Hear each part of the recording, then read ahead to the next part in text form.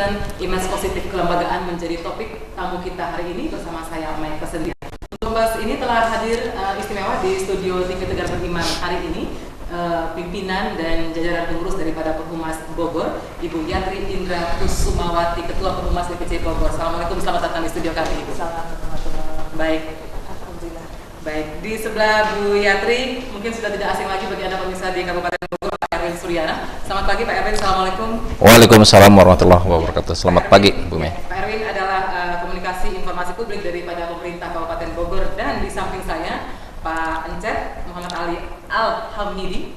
Assalamualaikum Bapak. Waalaikumsalam. Selamat siang. Ya, yang kalau di kota dan juga di Bogor juga sudah tidak asing lagi, beliau adalah Kabag Humas Setda Kota Bogor. Senang berjumpa dengan Bapak Ibu sekalian. Bu Yatri, tadi pertanyaan sebelum kita mulai, kenapa baru terbentuk Perhumas Bogor ini? Ya, Perhumas Bogor ini dihidupkan kembali. Sebetulnya sebelumnya sudah pernah ada, tapi dihidupkan kembali setelah ada kegiatan Perhumas Pusat Goes to Campus IPB, dan mereka mendorong harus dihidupkan kembali dong, karena manfaatnya akan banyak, banyak untuk lembaga kita sendiri, untuk masyarakat. Harusnya ini sebuah kebutuhan buat kita semua. Nah, maka kita coba untuk menghidupkan kembali dengan menjaring dulu 1-2 teman, kemudian di atas bantuan Pak Erwin banyak sekali terjaring, kemudian juga atas bantuan Pak Aceh banyak dari kota. Dan akhirnya kami ajak berkumpul, kita bicarakan dan kita akan bangun Perhumas, dan katanya semua setuju dan sepakat ini adalah lembaga yang... Apa semangat yang mendorong bahwa ini harus dihidupkan kembali, Bu Yatri? Ya, kehumasan sebetulnya ya, pada era sekarang ini kehumasan merupakan sebuah lembaga yang atau bagian dari organisasi yang penting sekali. Di era keterbukaan informasi publik misalnya, sekarang ini semua harus serba terbuka. Kita butuh jaringan yang baik ya, untuk bisa saling tukar informasi antar lembaga, bisa saling menjelaskan. Kadang-kadang kan sekarang ada isu-isu yang miring, jelas. Nah, dengan jaringan ini kita bisa mengklarifikasi, memberikan penjelasan yang sebenar-benarnya. Nah, dengan bantuan jaringan ini kita bisa bantu untuk menjelaskan pada masyarakat. Itu yang pertama. Kemudian yang kedua adalah Perhumas sebetulnya pada dasarnya adalah asosiasi untuk capacity building kita sendiri, insan profesional humas. Di dalam Perhumas nanti akan ada kegiatan tentu saja pendalaman misalnya untuk ilmu-ilmu kehumasan dengan sharing, saling saling saling menginfokan apa kegiatan-kegiatannya.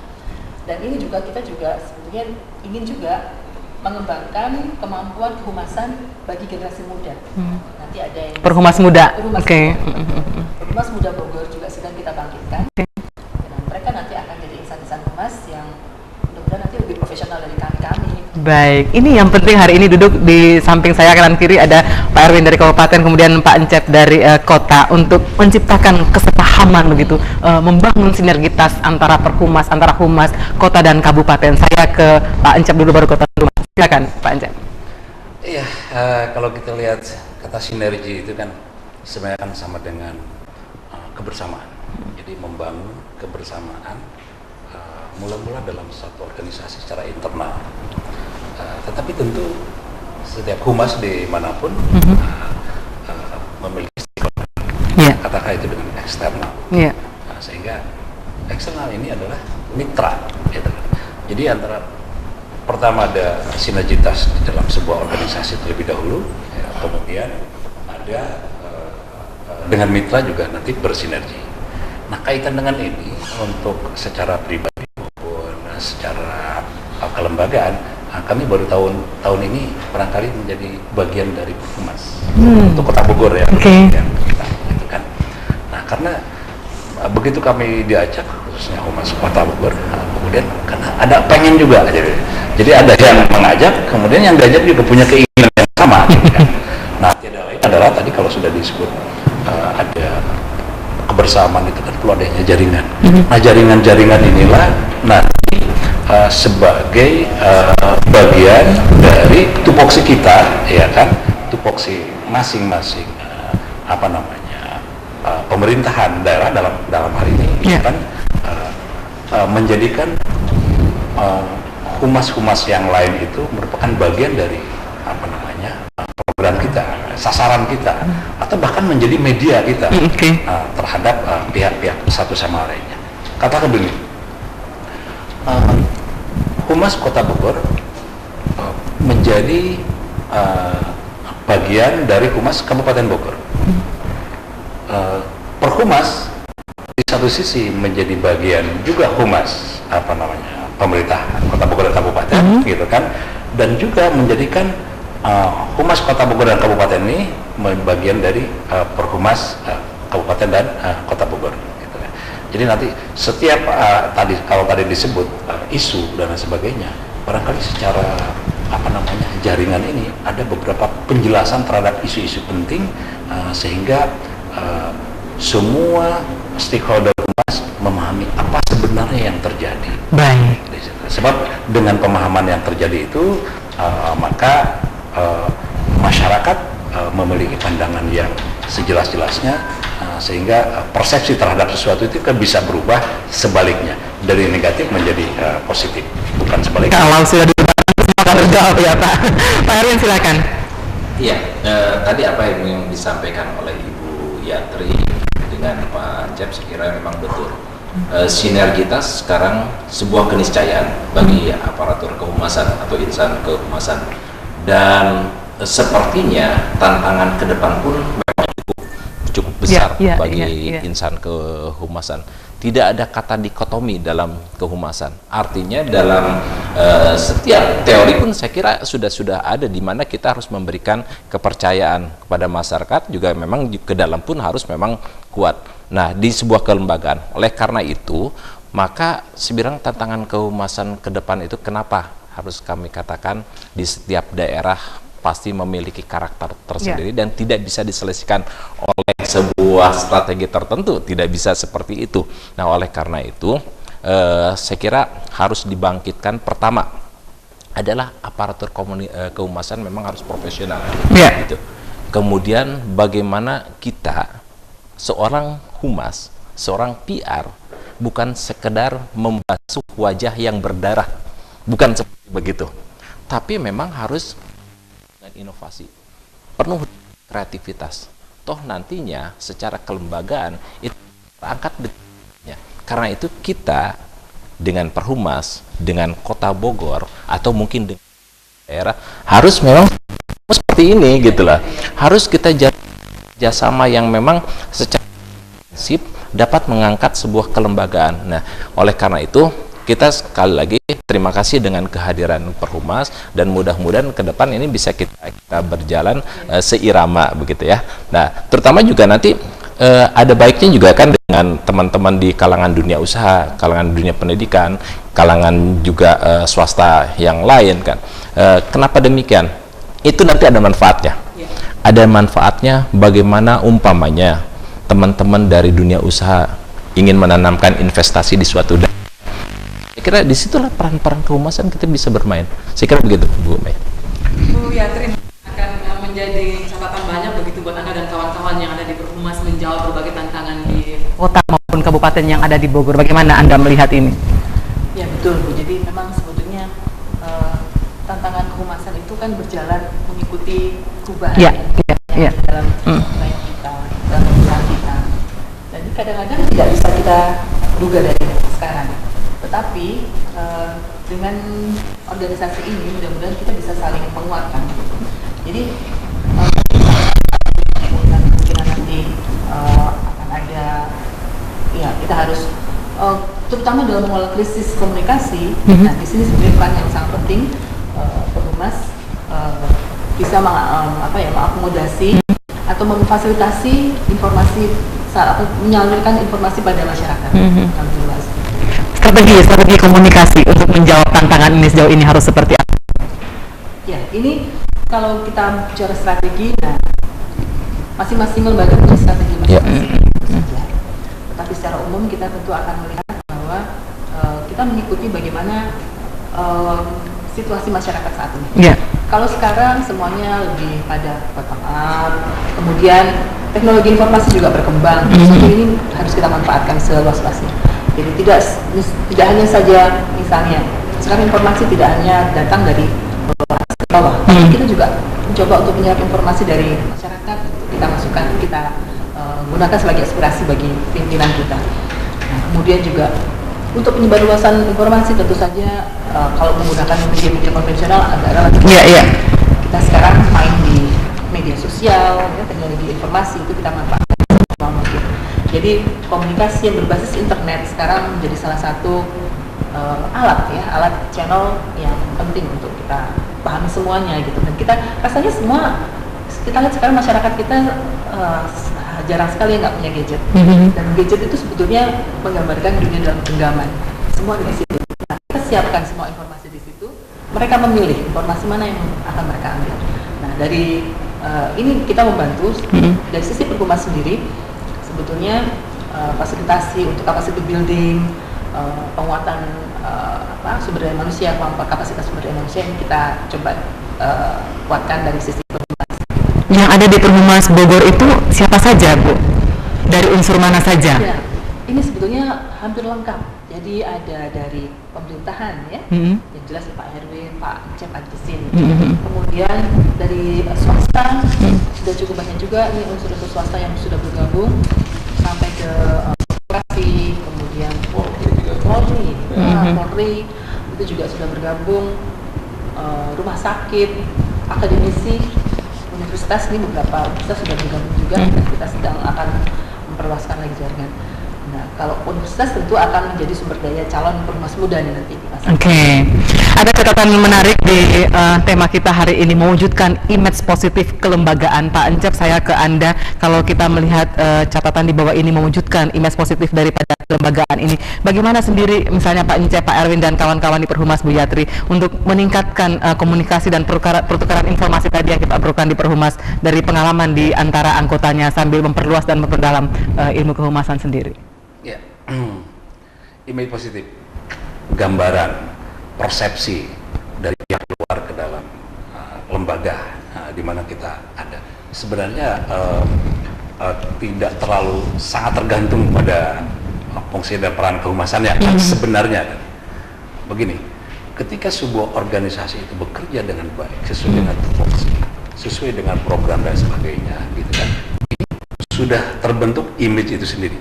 Cuman masalahnya seberapa banyak yang tahu keberhasilan organisasi tersebut, pemerintahan tersebut. Maka disinilah ada fungsi humas. Satu.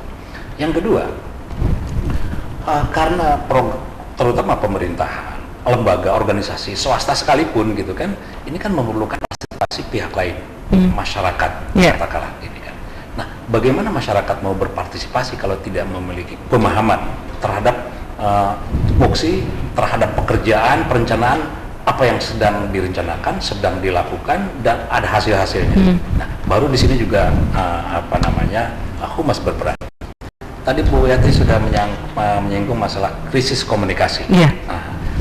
Yang positif pun dipandang bisa berbeda menjadi abu-abu dan negatif malah, kan? Karena dari sudut pandang yang berbeda. Maka di sini lebih penting lagi peranan humas, ya kan? Maka dengan bergabungnya dalam Perhumas, paling tidak masing-masing organisasi pemerintahan, TNI, Polri, swasta, korporasi dan lain sebagainya ini, gitu kan, masing-masing saling sambung rasa di antara para pejabat kehumasannya, gitu kan. Nah, kemudian kalau sudah ada pemahaman yang sama, malah akan saling membantu, saling membaikkan, saling membesarkan, dan saling menjaga image yang positif. Pak Erwin, seberapa parahkah krisis komunikasi tadi seperti yang disampaikan oleh Bu Yatri kemudian ditambahkan oleh Pak Encep, seberapa parahkah krisis komunikasi yang terjadi saat ini? Harus bagaimanakah citra positif yang harus dibuat misalnya oleh Perhumas untuk membuat kepercayaan dan reputasi menjadi sebuah hal yang sangat penting dalam esensi profesi humas sendiri? Begini, kalau kita berbicara krisis komunikasi atau isu krisis gitu kan ya, krisis isu kan seperti itu.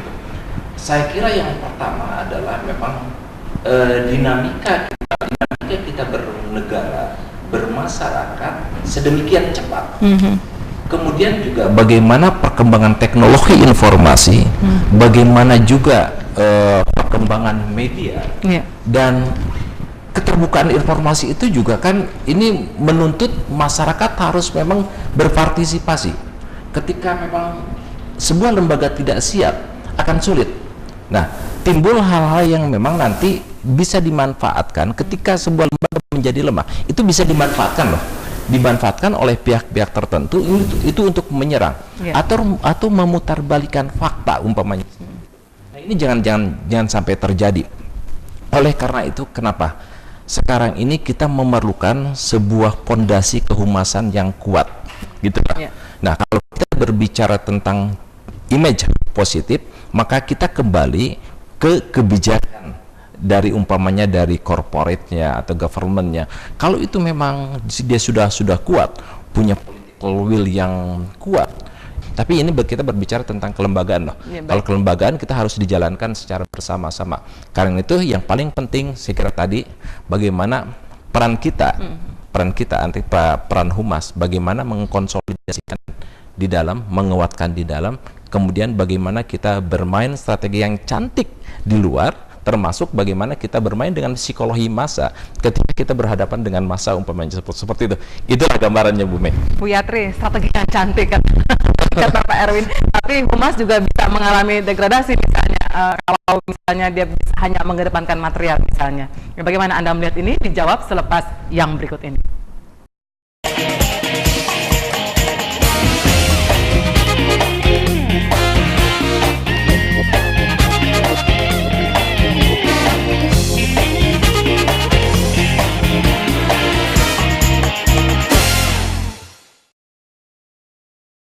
Pemirsa, terima kasih Anda masih bersama kami di obrolan kita, tamu kita hari ini. Tadi kita ngobrol soal humas bisa juga mengalami degradasi. Kalau kita lihat perjalanan perhumas ini kan sudah dari tahun 70-an, Bu. Kemudian mungkin setiap tahun kan setiap periode akan beda tantangannya. Nah, soal yang mengalami degradasi ini bila hanya mengedepankan material saja, bagaimana Anda menyikapinya? Ya, pada dasarnya sebetulnya perhumas itu kalau dari sisi visi organisasinya ya, fokus lebih banyak pada upaya untuk capacity building, menguatkan anggota-anggotanya, itu lebih ke sana. Nah, nanti kalau rencananya sih di Perpuas Bogor sih kita akan lebih banyak melakukan aktivitas itu untuk menguatkan. Jadi mudah-mudahan nanti tidak dengan masuk dalam jaringan perhumas, setiap lembaga, petugas atau pejabat humas merasa ada teman di dalamnya. Jadi kita akan lebih banyak memfasilitasi kegiatan-kegiatan yang sifatnya sharing, peningkatan kapasitas, saling tukar pengalaman, itu sebagai esensi. Dan nanti kami juga untuk membangun hubungan antar lembaga sendiri. Jadi kalau dikhawatirkan untuk degradasi, sebetulnya kalau semangatnya masih tetap nih, mudah-mudahan teman-teman semua ini, teman-teman perhumas di Bogor semua semangatnya tidak turun. Karena saya rasa dari hari ke hari tantangan untuk profesional humas akan makin bertambah. Makin bertambah tentunya. Ya, biasanya kalau orang-orang itu kalau kita dalam organisasi ditekan, kita akan makin solid gitu, Bu. Tentu saja makin solid kalau kita juga merespon. Jadi kita harus memberikan respon, saling menguatkan satu dengan yang lain. Jadi, kalau salah satu ada problem, boleh kok curhat dengan perhumas gitu. Jadi menjadikan lembaga untuk keluarga, seperti keluarga humas di Bogor, kota maupun kabupaten. Baik, ketika Anda bergabung dengan Perhumas begitu, apa yang menjadi impian Anda? Apa yang menjadi unek-unek yang mungkin ingin Anda sampaikan di organisasi ini? Ya, secara internal sebenarnya dari dalam gitu kan. Ini kan banyak pemerintahan ini citranya nih kan di hadapan masyarakat seakan-akan setiap langkahnya itu dianggap salah oleh berbagai pihak lah. Iya. Atau bukan seperti itu sebenarnya. Jadi sebenarnya kan banyak juga prestasi-prestasi yang dilakukan oleh pemerintahan manapun. Tapi yang mengemuka ya kan kekurangannya saja kan. Kelemahannya, kekurangannya atau ketidakberhasilannya. Nah, dalam hal ini ketika ada perhumas gitu kan, paling tidak bahwa kita bisa berbagi banyak loh prestasi-prestasi yang sudah dilakukan sesuai dengan katakanlah rencana jangka panjangnya, rencana jangka menengahnya, rencana tahunannya. Ada tahun ini ada pencapaian dan sebagainya. di sisi lain memang ada kelemahan-kelemahan, tapi juga di dalam kelemahan-kelemahan itu kita bisa menyampaikan secara objektif beberapa penyebabnya, bukan untuk mencapai pemakluman gitu kan, tetapi itu memang seperti itu adanya gitu kan. Itu yang pertama. Yang kedua, kita juga ingin mengetahui kondisi yang diharapkan, diinginkan ya oleh lembaga-lembaga yang menjadi mitra kita, begitu kan. Sehingga dengan begitu, karena kita mengetahui, kita memahami, kita juga bisa memiliki pemakluman dan bahkan menjadi wawasan tersendiri untuk kita, untuk sebagai bahan pelajaran juga kan gitu, bahan pengalaman organisasi lain yang terbaik menjadi pelajaran bagi kita. Sebaliknya, yang kurang baiknya juga bisa menjadi kehati-hatian untuk kita. Itu saja. Baik. Sehingga dengan begitu ada saling menerima dan memberi di dalam. Oleh karena itu nanti barangkali pasca pelantikan yang tanggal 19 yang akan datang, setelah itu program utama dan pertama adalah konsolidasi internal. Paling tidak bisa ketemu 1 bulan sekali untuk sharing, untuk berbagi pengalaman, sekaligus itu tadi saling menginformasikan kelembagaan kita masing-masing kepada yang lain. Dari situ akan muncul tadi kebersamaan untuk saling meningkatkan kualitas, baik kepentingan untuk kelembagaan maupun untuk pribadi dari profesi kehumasan ini. Baik, Pak Erwin, saya ke Anda pertanyaan yang sama ke Pak Ancep yang mendorong Anda dan Pak Yatri untuk perkembangan ini harus hidup kembali. Iya, begini, saya kira perkembangan komunikasi dan informatika ini kan memang sekarang itu saya katakan jauh lebih dinamis, jauh lebih maju ya. Kemudian bagaimana kita lihat media itu sekarang lebih banyak. Kemudian regulasi pun sekarang sudah mulai bertebaran lah, saya katakan begitu. Bagaimana Undang-Undang 14 2008 tentang keterbukaan informasi publik yang harus kita sampaikan dan dipahami masyarakat. Bagaimana Undang-Undang ITE ya. Kemudian bagaimana juga Undang-Undang Pers juga harus dipahami oleh masyarakat, dan ini harus seiring sejalan. Dan karena itu memang bagian dari Humas untuk sekarang kita mulai kita mulai bangkitkan kembali semangat teman-teman. Makanya nanti ke depan saya kira kita sepakatlah Bu Yatri, Pak Ancep, nanti kita coba buat blueprint kehumasan Bogor itu seperti apa. Mudah-mudahan ini menjadi contoh blueprint kehumasan nasional, begitulah. Contohnya seperti begitu ya. Mudah-mudahan. Dan satu itu Mbak Mei. Kemudian yang keduanya, saya tadi teringat apa yang diucapkan Bu Yatri.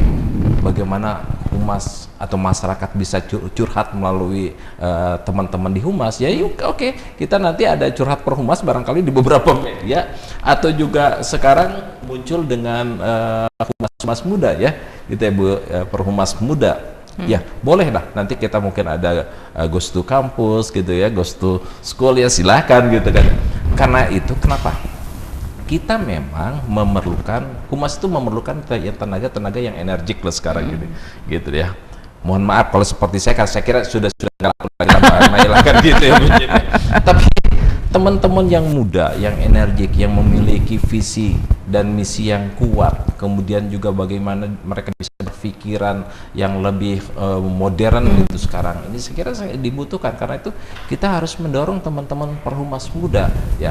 Yuk kita manfaatkan dah media-media, termasuk televisi lokal, termasuk media-media cetak lokal, media-media online segala macam. Silahkan kita manfaatkan. Makanya kita senang mudah-mudahan wadah ini ke depan menjadi wadah yang memang bermanfaat juga bagi sebuah kelembagaan atau antar lembaga, juga bermanfaat untuk teman-teman media, bermanfaat juga untuk masyarakat secara keseluruhan. Baik, sisi lain Bu Yatri, Pak Erwin dan Pak Ancep, masyarakat juga ingin agar humas juga mempunyai yang tajam dan terus harus berwawasan kosmopolitan. Bagaimana Anda menjawab ini? Ya, harus kosmopolitan. Ya. Jadi harus paham banyak. Ya. Dimensi, informasi segala. Itu memang betul. Jadi memang seorang humas PR officer ya, wawasannya luas. Nah ini satu cara untuk menggali wawasan yang luas ini tadi. Dengan jaringan ini kita jadi tahu kan ada apa di sana, ada apa di tempat, ada apa di kota mana, ada prestasi apa, ada masalah apa. Nah ini adalah salah satu wadah untuk meningkatkan kapasitas itu.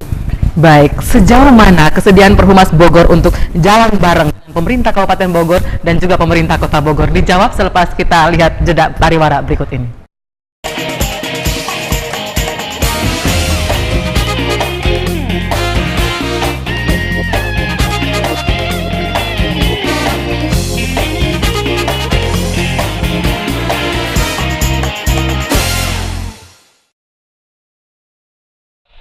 Baik pemirsa, banyak harapan dari masyarakat agar Humas harus menjadi strong sense pada berbagai riwayat-riwayat dan juga pengetahuan dan kejadian-kejadian yang terjadi saat ini, termasuk selaku PR juga harus mempunyai nalar yang tajam. Kita ngomong soal berwawasan kosmopolitan tadi Pak Encep, bagaimana Anda mau menyikapinya?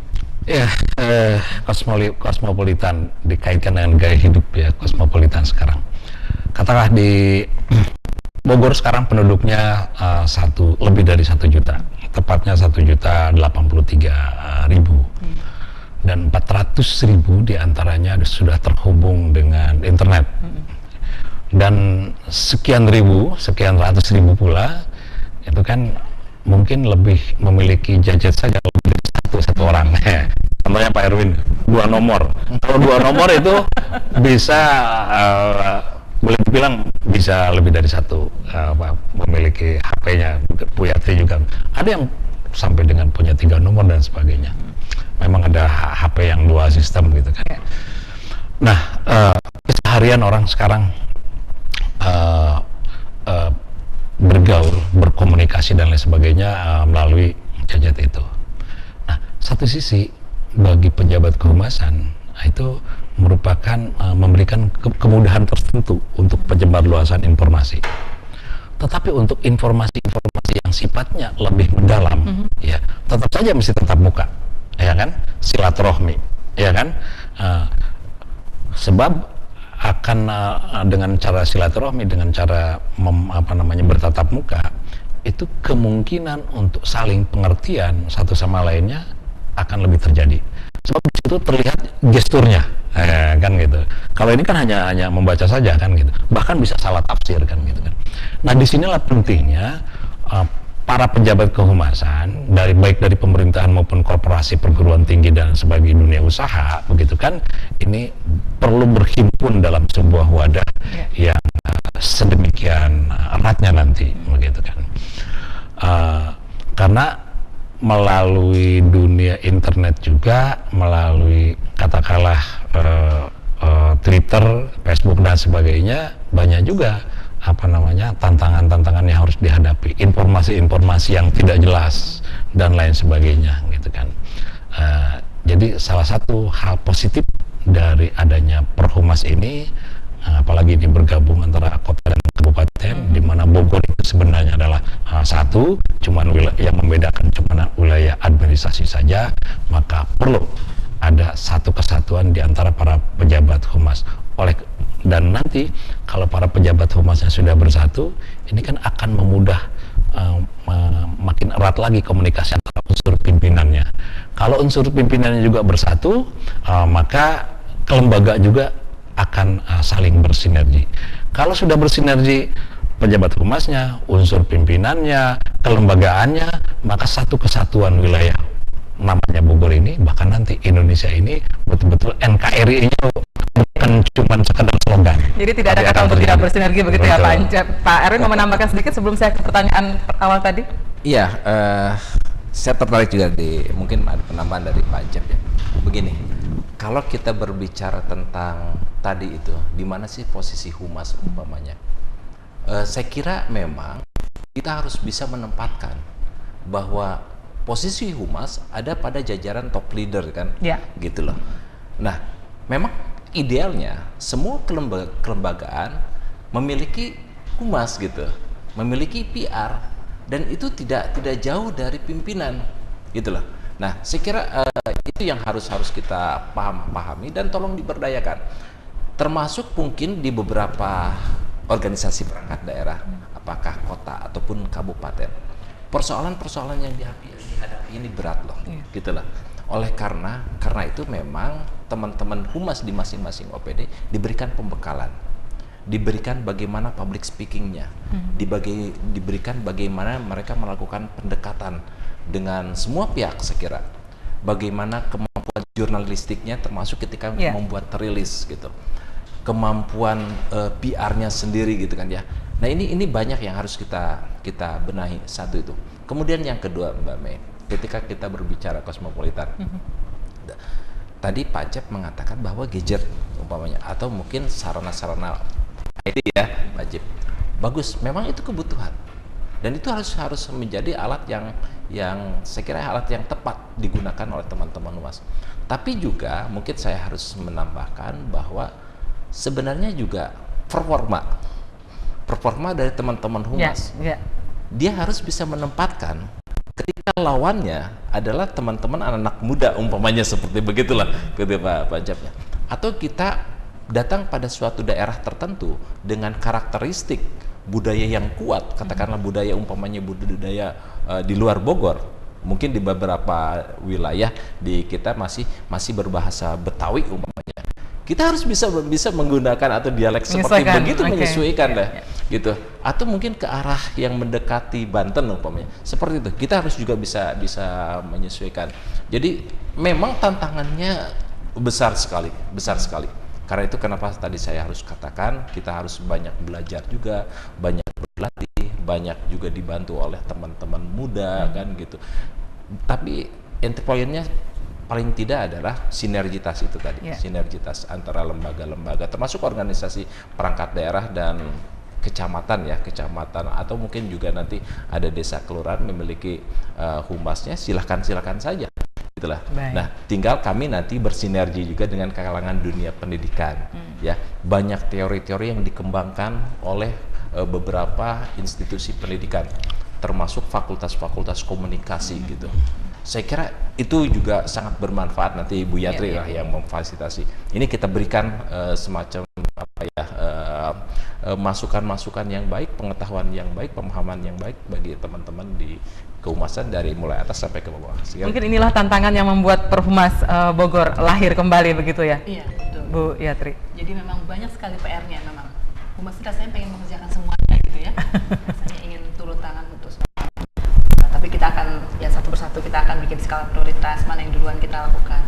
Tapi yang jelas memang kalau Perhumas ini tentu saja ingin bisa mendukung semuanya. Jadi kan sebenarnya kita juga bagian dari kota dan kabupaten, sehingga kita ingin sama-sama mendukung semua aktivitas di kota dan kabupaten sehingga bisa berjalan dengan lebih baik lagi. Dan nanti ujungnya kita ingin reputasi Kota Bogor, reputasi Kabupaten Bogor semakin baik juga di mata nasional ya, mungkin bahkan di tingkat dunia ya Pak, siapa tahu nanti akan terlihat ternyata Kota dan Kabupaten Bogor ini benar-benar sebuah dua pemerintahan yang memajukan masyarakatnya Bogor juga. Kalau ditanya orang mana Bogor, kota atau kabupaten sama aja Bogor gitu. Jadi kita ingin semuanya bisa lebih baik lagi, lebih dekat lagi, bisa memberikan masukan pada pimpinan lebih baik lagi dengan cara kita melihat dari berbagai mata yang ada di Perhumas ini. Baik, sebentar lagi dalam hitungan hari begitu akan dilantik. Setelah dilantik apa yang akan dilakukan pertama kali?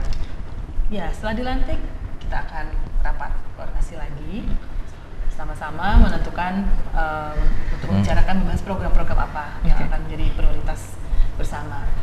Nanti dari sana kita akan dukung sama-sama gimana fasilitasinya, siapa yang fasilitasi, kan nanti juga ada masalah pendanaan juga, ya kita bicarakan sama-sama supaya nanti semua nyaman. Dan yang jelas di sana nanti kita ingin silaturahimnya berjalan seperti kekeluargaan, jadi tidak ada satu dua yang merasa tidak terangkul. Tapi rasanya sih kalau orang-orang humas kalau sudah masuk dalam jaringan pasti dengan sendirinya ya Pak ya akan menjadi hidup lah. Baik Bu Yatri, satu sebelum kita ke closing statement, apa oleh-oleh yang Anda bawa dari Konvensi Nasional pada tanggal 18 hingga 20 November lalu di Jakarta? Ya, dari Konvensi Nasional itu saya melihat pertama memang ternyata Perhumas Indonesia itu ya sudah berperan besar juga, sangat besar untuk memfasilitasi hidupnya perumas-perumas yang kalau dihitung-hitung Bogor itu adalah cabang ke-29. Jadi dan itu ternyata setiap organisasi BPC di semua daerah itu punya keunggulan masing-masing. Dan dari sana saya melihat kelihatannya memang mereka tuh sangat kompak. Di masing-masing BPC itu sudah cukup kompak. Komunikasi antar lembaga di wilayah-wilayah terbantu dengan Perhumas BPC. Sehingga kalau ditanya apa yang menjadi keistimewaan Perhumas Bogor misalnya, apa yang akan Anda jawab? Keistimewaan kita, wah kita ini udah satu keluarga Pak Bu. Jadi kalau nanti kalau keistimewaan nanti kita akan melihat lagi ya. Tapi sebelum mulai, sebelum ini dilantik pun rasanya sudah istimewa rasanya. Kita sudah kompak, keluargaannya sangat tinggi. Ya sekarang kan sama nih, kita seperti yang lain juga, kita punya grup-grup ya, grup komunikasi itu aktif dan saya lihat di sana orang-orang hebat semua punya peranan yang penting di dalam lembaga masing-masing. Dengan itu ini akan jadi modal yang kuat, modal sosial yang sangat kuat untuk membangun Perhumas Bogor Kota dan Kabupaten ini. Sekaligus closing statement, sampaikanlah sesuatu kepada teman-teman Perhumas yang ada di Bogor terkait dengan jelang pelantikan dan apa yang harus dilakukan cepat. Ya, untuk teman-teman Perhumas di Kota dan Kabupaten Bogor, mari kita sama-sama terus bekerja sama meningkatkan kontribusi kita pada lembaga kita dan juga pada kota dan kabupaten, semata-mata adalah untuk kebaikan masyarakat kita semua. Jadi kita ingin mudah-mudahan dengan organisasi kita ini kita bisa memberikan perubahan yang lebih baik bagi pemerintahan dan masyarakat di Kota Kabupaten Bogor. Baik, Pak Encep, closing statement. Iya, walaupun belum dilantik ya, saya merasa bergabung dalam Humas ini memiliki bertambahlah teman-teman orang yang spesial, performansnya, wawasannya, sepakat semuanya adalah orang-orang yang hebat, yang luar biasa. Dan lebih dari itu ternyata kita banyak mendapatkan pemahaman, wawasan, pengetahuan dari teman-teman yang tergabung dalam Perhumas. Maka saya antusias untuk bersama-sama mensukseskan tujuan bersama ini, dan terutama kepada anak-anak muda, profesional kehumasan yang masih muda, termasuk Perhumas mudanya, maka manfaatkanlah wadah ini untuk membangun pribadi dan membangun kelembagaan secara bersamaan. Baik, Pak Erwin, closing statement. Ya, mudah-mudahan ya kita berharap bahwa Perhumas Bogor ini menciptakan sebuah era kehumasan Indonesia yang baru, berkearifan lokal ala Bogor umpamanya ya. Kenapa seperti begitu? Seorang PR Humas di Bogor, saya kira bagaimana orang Bogor itu harus santun, bagaimana orang Bogor itu harus ramah, sopan, bagaimana orang Bogor ketika berbicara ternyata memang dengan penuh etika, dengan tutur bahasa yang halus, yang itu bisa dimainkan oleh teman-teman Humas Bogor, saya kira. Jadi kenapa saya katakan tadi era kehumasan berkearifan lokal, saya kira satu itu. Kemudian ya mohon maaf ya itu ya.